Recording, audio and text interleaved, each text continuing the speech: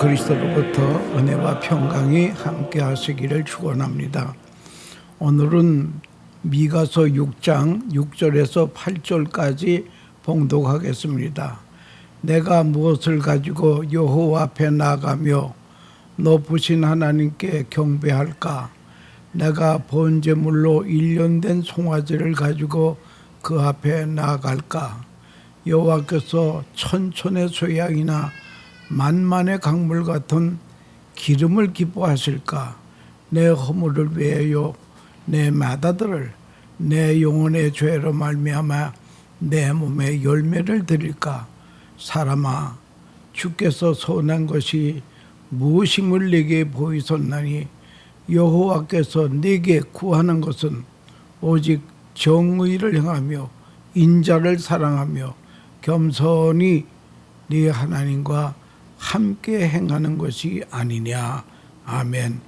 이 말씀을 가지고 하나님이 내게 구하시는 것, 하나님이 내게 구하시는 것, 이 말씀을 가지고 말씀드리려고 하는 것입니다. 여호와께서 내게 구하시는 것은 오직 정의를 행하며 인애를 사랑하며 겸손히 네 하나님과 함께 행한 것이 아니라는 말씀으로 잘 알려진 말씀입니다. 이스라엘의 형식적인 종교 생활을 책망하고 참된 신앙 본질을 강조하는 말씀입니다. 이 말씀의 역사적인 배경은 북왕국 이스라엘은 아시리아의 침공으로 멸망 직전이고 또 남왕국 유다도 겉으로는 평화 번영을 이뤘지만 도덕적으로 영적으로 타락이 되어서 이제 곧 바벨론에 의해 멸망될 그러한 시점에서 미가서가 이렇게 말씀하셨는데, 그 당시에는 재판관, 제사장, 선지자들이 뇌물과 불의에 물들어 있었습니다. 그 두령들은 뇌물을 위하여 재판하고 경제적 불평등은 부유층인 이 가난한 자의 토지를 빼앗고 권력을 이용해서 억압했습니다. 그들이 사람의 밭을 탐하여 빼앗으며 형식적인 제사를 드렸습니다. 하나님에게서 이스라엘 백성들은 멀어졌을 때입니다. 이럴 때에 하시는 말씀, 하나님이 네게 요구하시는 것이 무엇이냐, 이 말씀을 하시게 된다라고 하는 것입니다. 가장 한국적인 정서적인 이야기 올시다. 시어머니하고 며느리가 한 가정에 있었습니다. 시어머니가 밤에 자다가 목이 말라서 며느리를 불렀습니다. 아가야 하니까 예 하고 자다가 눈물을 비비면서 며느리가 일어나서 시어머니에게 가까이 갔습니다. 내가 지금 목이 말라 힘드니 시원한 냉수 한 그릇은 주랴. 그랬습니다. 알았습니다. 그리고 빨리 나가서 부엌에 나가서 물을 가져오는데 생각했습니다. 아직 보면 됐지만 아직도 추위가 쌀쌀하고 춥기 때문에 찬물을 마시면 좋지 않을 것 같아서 따끈한 꿀물을 타가지고 대접을 했습니다. 그랬더니 시어머니 하는 말이, 아니 찬물을 달라고 했는데 웬 뜨거운 꿀물이냐 하며 꾸중을 합니다. 시어머니는 뿔이 나고 며느리는 마음이 아팠습니다. 당신이 나가서 마치 냉장고에 커다란 배가 하나가 있어요. 이건 시원한 거라 이거면 되겠다고 해서 깎아가지고 접시에 받쳐가지고 시어머니에게 갖다 드렸습니다. 그랬더니 시어머니 하는 말이, 나는 이빨이 없어서 못 먹는데 원 배는 왜 가지고 나왔느냐, 꾸중했습니다.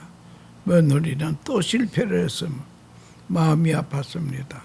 냉조에 가보니 인삼차를 데려다 그릇에 담겨 놓은 게 있어요.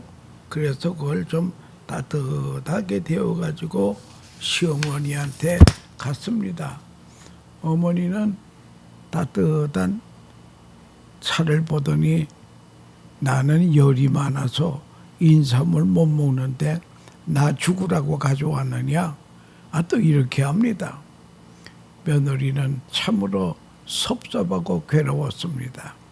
여러분, 이런 말을 제가 하는 이유가 무엇인가 하면은 내가 아무리 사랑한다고 하지만 사랑은 받는 사람의 입장도 생각하지 못하면 그것은 사랑이 아니라고 하는 것입니다. 그래서 사랑도 공부를 해야 됩니다. 사랑이 먼저 배워야 됩니다. 언더스탠딩이 먼저예요. 그래가 실리가 있고 그 다음에는 되는 겁니다. 여러분, 내가 아무리 좋은 것을 주려고 해도 받는 사람이 좋지 않으면 좋은 거 아닙니다. 그건 잘못된 것입니다. 받는 사람이 원하는 것을 알고 거기에 초점을 맞춰야 사랑이 되는 것이 아니겠습니까? 여러분, 주부로서 남편에게 좋은 음식을 대접하려고 무던히 애쓰는 가정이 있습니다. 그래서 요리책도 보고 텔레비전에서 나오는 요리 프로그램도 보고 나름대로 정성을 다해서 기와이면 남편에게 아이들에게 좋은 음식을 대접하려고 애를 쓰는 가정주부가 있었습니다. 여러분도 경험하는 대로 좋은 음식을 만들어 가지고 대접해도 남편은 한대는 얘기가 우리 어머니가 해주던 된장찌개가 제일 좋았는데 이런 말을 한다는 거예요. 컬처럴 엔트로폴로지라고 하는 학문이 있습니다. 소위 문화인류학이라는 학문이 있는데요. 거기에 볼 것 같으면 사람의 입맛은 태어날 때 입맛이 없습니다. 그저 아무거나 주는 대로 먹습니다. 어머니가 젖을 주니까 빨아먹습니다. 맛을 모릅니다. 이렇게 입맛이 없다가 딱 4살이 되면은 입맛이 생깁니다. 그때 가서 자기의 입맛이 생깁니다. 이것을 가지고 입맛의 frame of reference라 그럽니다. 딱 한 번 맛의 틀에 잡히면은 요지부동이 올시다. 일주일 동안 그대로 산다는 거예요. 어떤 남자가 4살 때 뭘 먹었나 그걸 알아야 됩니다. 그걸 연구해서 그때 가난하게 살아가지고 된장찌개만 먹었다면 지금도 된장찌개입니다. 그런가 하면 4살 때에 너무 부잣집 아들로 자랐어요. 고기를 먹었기 때문에 고기가 들어가지 아니하면 절대 음식을 안 먹습니다. 그러니까 상대방이 무엇을 원하는지 그걸 알고 거기에 맞추어서 사랑을 베풀어야 된다라고 하는 것입니다. 야고보서 4장 3절에 볼 것 같으면은 이런 말이 있습니다. 너희가 얻지 못하면 구하지 아니하며 구해도 얻지 못하면 정욕으로 쓰려고 잘못 구함이라고 그렇게 되어 있습니다. 아무리 기도해도 하나님이 내게 주시려고 하는 것과 맞지 않으면 그 소원은 이루어질 수 없다라고 하는 것입니다. 하나님이 무엇을 원하는지 그걸 연구해야 합니다. 또 성경은 계속해서 말씀하고 있습니다. 그리고 말씀을 통해서 깨닫게도 합니다. 그렇다면 하나님의 뜻이 어디에 있는지 하나님이 무엇을 원하는지 그걸 우리가 찾아내야 된다는 거예요. 그걸 알고 거기에 맞추어서 기도해야 됩니다. 예수님도 말씀했습니다. 너희는 먼저 그의 나라와 그의 의를 구하라. 그리하면 이 모든 것을 너에게 더하여 주시리라. 여러분, 주님이 무엇을 원하시는지, 또 사실은 하나님은 바로 그런 쪽으로 우리로 인도하십니다. 알도록 깨닫도록 합니다. 우리를 재촉해서 하나님의 뜻이 무엇인지 우리에게 말씀하고 계신다고 하는 것입니다. 오늘 본문의 말씀은 이렇게 기록하고 있습니다. 하나님께 무엇을 드릴까? 이걸 하나님께 드려서 하나님의 마음이 사게 되는 겁니다. 여러분, 우리가 하나님께 나가는 것, 그건 율법입니다. 그것까지도 안 됩니다. 선행을 하고 선교를 하고 봉사를 하고 희생을 하고, 오늘 성경에 드라마틱한 이야기가 있습니다. 내 몸에 열매를 드릴까? 옛날엔 그런 일이 실제 있었습니다. 우리나라에도 있었습니다. 제사를 드릴 때에 제물 중에 최고가 뭐냐? 내 아들이 올시다. 내 아들을 잡아서 제물을 바칩니다. 이렇게 드리면 하나님이 내 소원을 들어주실까? 하나님이 원하신 것을 내가 할 때 하나님이 원하신 것과 내 소원이 같아져야 된다는 거예요. 그러니까 하나님이 원하시는 것이 무엇이냐? 그것은 내가 생각하는 게 아닙니다. 내가 만드는 게 아니에요. 하나님의 말씀으로 돌아가야 됩니다. 하나님은 무엇을 원하시는지 성경 말씀은 분명히 우리에게 가르치고 있다라고 하는 것입니다. 오늘 본문에 있는 말씀 보면 하나님이 네게 원하시는 것이 무엇이냐? 아주 분명합니다. 공의를 행하며 인자를 사랑하며 겸손히 행하는 것이 아니냐. 여러분, 이 굉장히 중요한 것입니다. 이 세 가지가 하나님이 원하시고 요구하시는 것이라고 하는 것입니다. 하나님은 우리가 그런 사람 되기를 원합니다. 그런 사람 된 다음에 하나님이 복을 주시겠다는 겁니다. 첫째가 공의를 행하며 의로운 사람이 되려는 거예요. 가끔 우리 한국에서는 매년 정월 초월가 되면 많은 사람이 바닷가에 나가서 떠오르는 태양을 봅니다. 태양을 보면서 거기에 자기의 소원을 비는 그런 일들이 많이 있습니다. 이민 와가지고도 저 몬탁에 가가지고 그 먼 몬탁에 가지고 하던 것을 보고 거기서 무슨 소원을 아려고, 그런 일들이 우리 한국 민족은 버릴 수가 없는 것 같습니다. 그래서 신년 초에 복을 달라고 난리칩니다. 그런데 한국에서는 어느 아나운서가 마이크를 들고 다니면서 금년 소원이 뭡니까? 뭐라고 대답을 할 겁니까? 어떤 사람은 장가 가야지요, 돈 벌어야지요, 출세해야지요, 대학 입학에 시험에 합격해야지요. 그런데 어떤 분이 근년만이라도 거짓말 안 하고 살았으면 좋겠습니다. 그런 말을 하는 사람이 한 사람도 없다는 거예요. 어쩌면 소원이 다 이렇게 초조하고 저질적인지 알 수 없다는 것이. 여러분, 하나님이 원하시는 것은 공의예요. 어떤 사람이 책을 썼어요.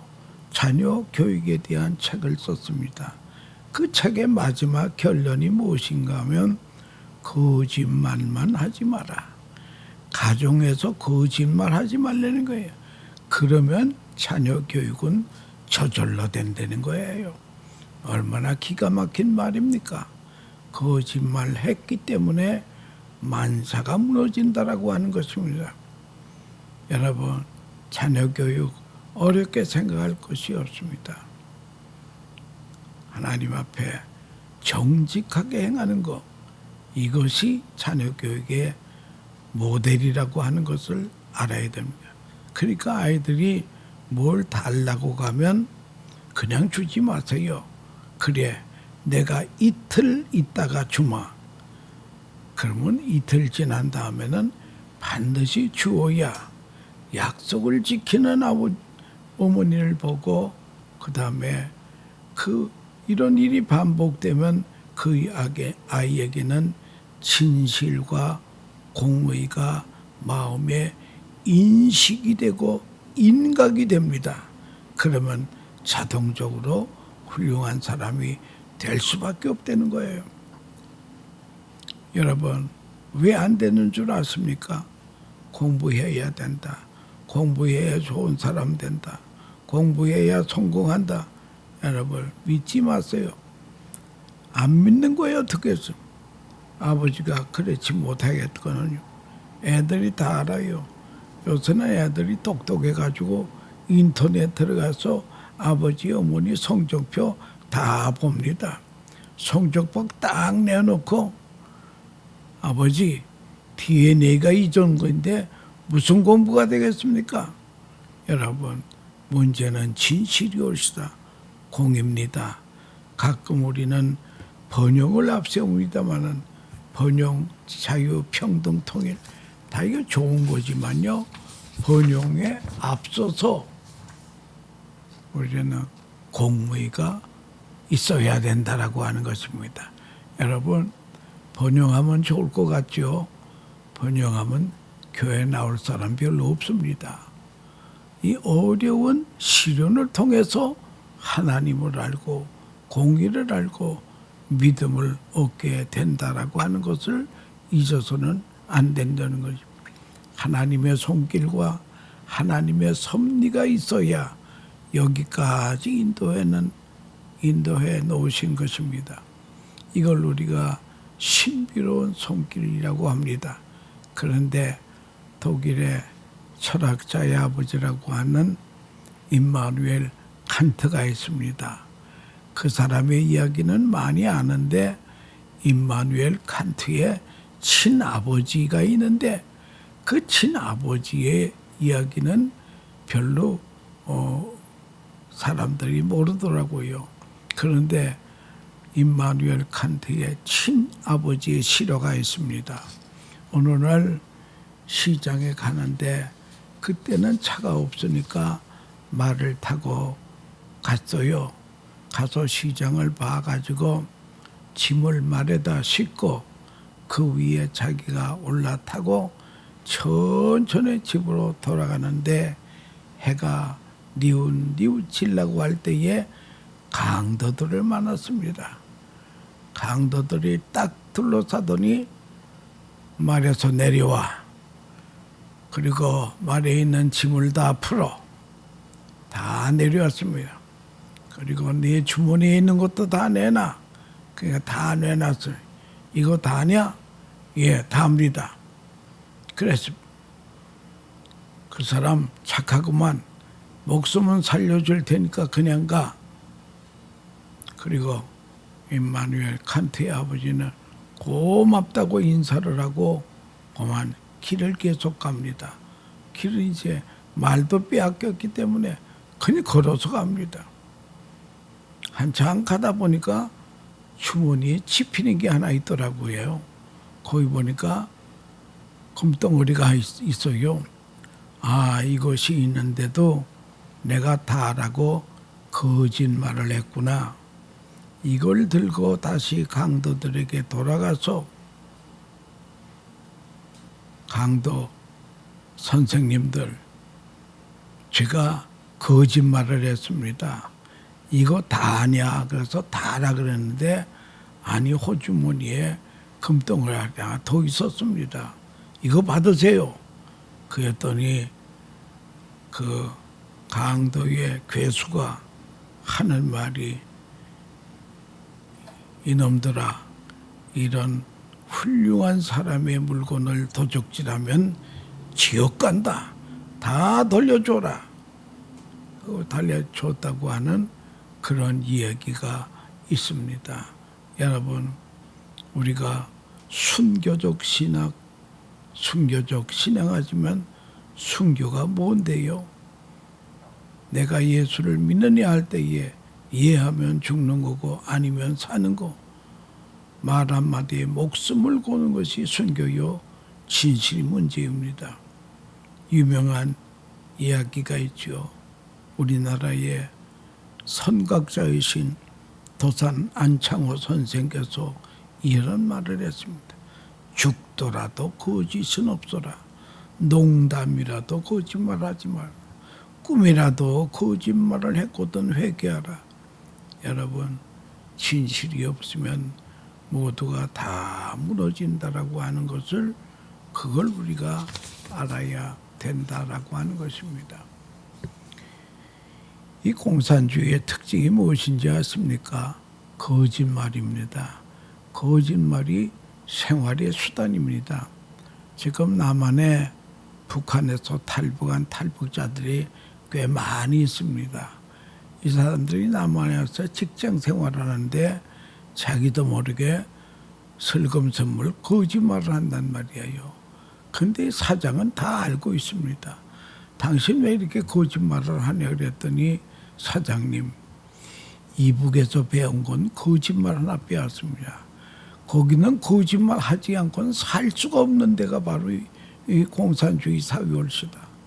내가 거짓말을 하지 않고 여기까지 올 수 있었겠습니까 하면서 그런 스스로 탄식의 고백을 했다라고 하는 것입니다. 그래서 이들이 이 거짓말 고치느라고 얼마나 애를 썼는지 알 수 없다고 하는 것입니다. 여러분, 하나님이 원하시는 것은 공의 옳시다. 하나님은 우리의 공의의 사람으로 만들고 가기를 원하십니다. 다음에는 하나님이 원하시는 것은 인자를 사랑하며, 영어 성경에는 그냥 라브로 되어 있습니다만은 이건 일반적인 사랑이 아닙니다. 히브리적 관점에서 이해돼야 됩니다. 이건 수직적인 사랑이요, 하나님이 우리 인간을 사랑한 사랑이요, 부모가 자식을 사랑하는 수직적인 사랑을 의미합니다. 하버드 대학 비즈니스 스쿨에서 나온 논문에 패밀리 매니지먼트라고 하는 책이 있습니다.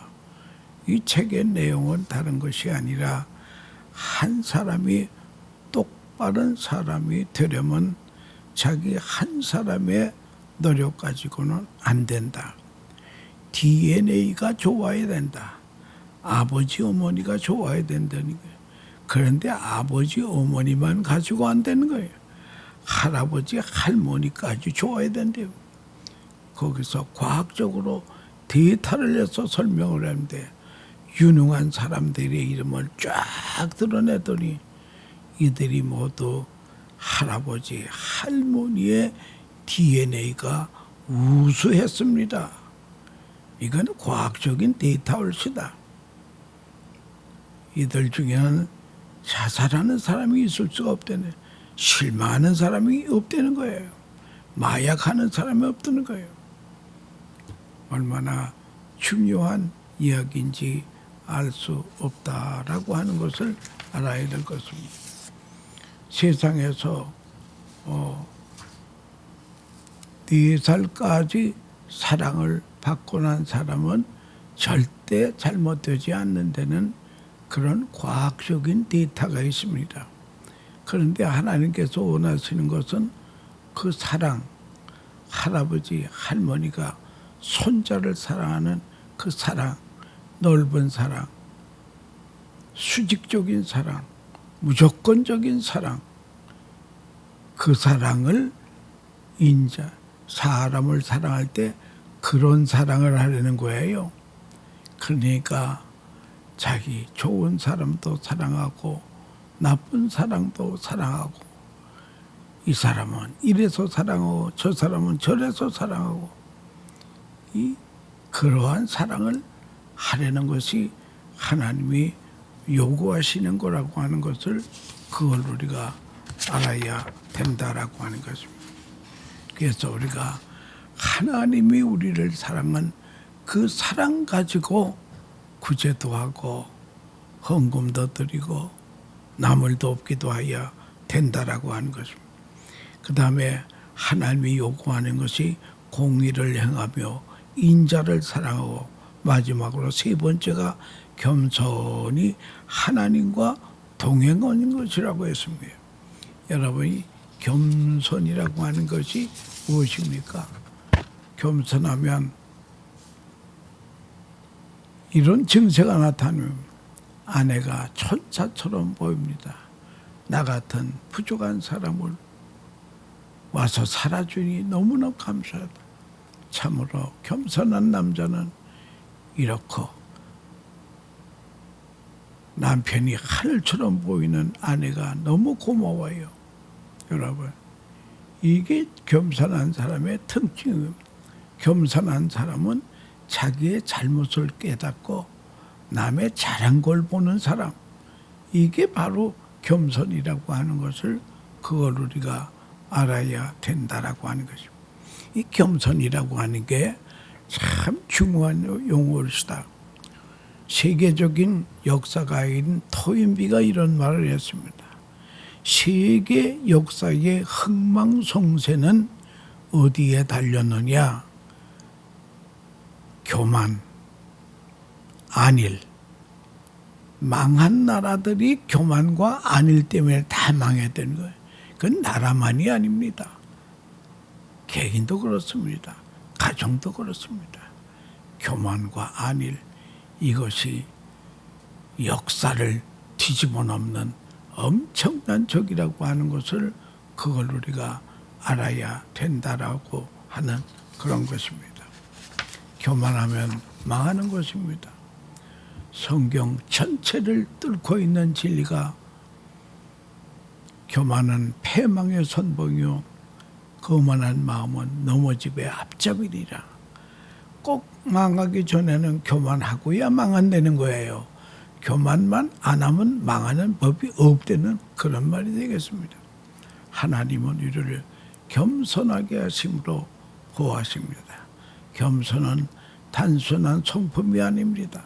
하나님과의 관계가 온전히 세우는 통로입니다. 하나님은 우리를 겸손하게 마무리합니다. 겸손을 원하십니다. 사도 바울의 이야기가 있습니다. 사도 바울의 몸에는 육체의 가시, 사탄의 사자가 있다 그랬습니다. 그것이 무엇인지는 아는 성경에 무슨 병이라고 하는 말이 없습니다만 갈라디아서 4장 13절 14절에 볼 거죠. 내가 처음에 육체의 연약함으로 말미암아 너에게 복음을 전한 것을 너희가 아는 바라. 너희를 시험하는 것이 내 육체에 있으되 이것을 너희가 없이 여기지도 아니하고 버리지도 아니하고 오직 나를 하나님의 천사와 같이 또는 그리스도 예수와 같이 영접하였도다. 여러분, 육체의 가시가 무엇이냐? 무슨 병을 가지고 있었느냐? 학자들 간에 여러 치론이 있지만은 공통된 학자들의 견해가 무엇인가니 당시에 유행하던 간질병이라는 거예요. 그래서 사도 바울이 갈라디아에서 설교하다가 간질병은 멀쩡하다가나 쓰러지며 거품을 흘리는 것이며, 자, 이 병을 놓고 3번이나 기도했습니다. 그런데 하나님의 응답은 고쳐주지 않았습니다. 여러분, 선교사가 다른 것은 없어도 건강 하나만은 있어야 될 것 아니겠습니다. 그런데 하나님께서는 그 건강, 그 육체의 약함을, 사탄의 가시를 치료하지 않았습니다. 그 은혜는 무엇인가? 하나님께서 하시는 말씀입니다. My grace is sufficient for you. 유명한 얘기입니다. 네게 있는 내 은혜가 족하도다. 내가 너에게 은혜를 많이 줬는데 그 가시도 은혜다. 그런데 족한 줄 알아라. 사도 바울이 이 말씀을 가만히 생각해 보니까 사람이 하나님의 일꾼이 되면은 병보다도 겸손해야 일꾼으로 쓰시기 때문에 사도 바울을 겸손케 하기 위해서 육체의 가시를 넣었다고 하는 그런 말이 되겠습니다. 사도 바울은 어떤 사도들보다 교만할 여지가 많았습니다. 그는 난지 8일 만에 할례를 받고 바리새인 중에 바리새인이요 율법으로는 흠이 없고 가마리엘 문화에서 또 요즘 말하면 하버드 대학 PhD라는 거예요. 그러는가 하면은 3층천 하나님 나라까지 갔다 왔기 때문에 사도 바울과 같은 사람, 나만한 사람이 있으면 나와봐 이럴 정도로 교만의 조건을 많이 가지고 있기 때문에 하나님은 사도 바울을 지으셨기 때문에 사도 바울보다 더 잘 아십니다. 너 육체의 가시가 없으면 넌 교만기가 있어. 교만하면 넌 내 종이 못 돼. 그러므로 너는 이 가시를 안고 사역을 해라. 그래서 그는 이것을 깨달은 다음에는 육체의 가시를 안고 오늘은 이것 내일은 저것 다니면서 복음을 열심히 전했습니다. 그러는가 하면은 사도 바울의 동행자, 동역자가 있었는데 누가라고 하는 사람이었습니다. 누가라고 하는 사람은 메디컬 닥터올시다. 그래서 사도 바울의 육체 연약함을 아시는 하나님께서 누가라고 하는 것이 사도 바울과 동행하게 동역자로 세워줬습니다. 그래서 사도 바울이 가는 곳에는 누가가 안 따라간 데가 없습니다. 그래서 그가 많이 사도행전을 쓸 수 있는 성경 저자가 됐다라고 하는 그런 것입니다. 여러분, 우리는 겸손해야 됩니다. 사람은 약할 때 겸손해집니다. 그래서 사도 바울은 약할 때 강함이라 나는 약한 것을 사랑하노라. 그리스도의 능력이 내게 머물기 위해서 나는 약하다. 겸손이 절대 조건이 없어요.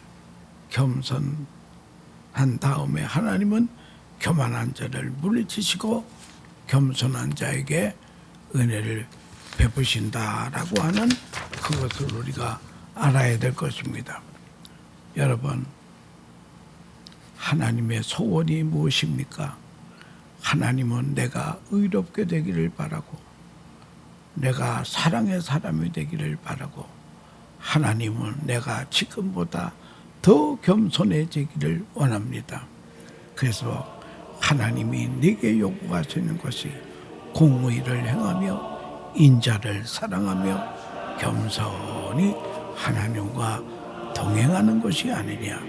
여러분, 이 말씀에 아멘 하는 복된 성도들 다 되시기를 축원합니다. 감사합니다.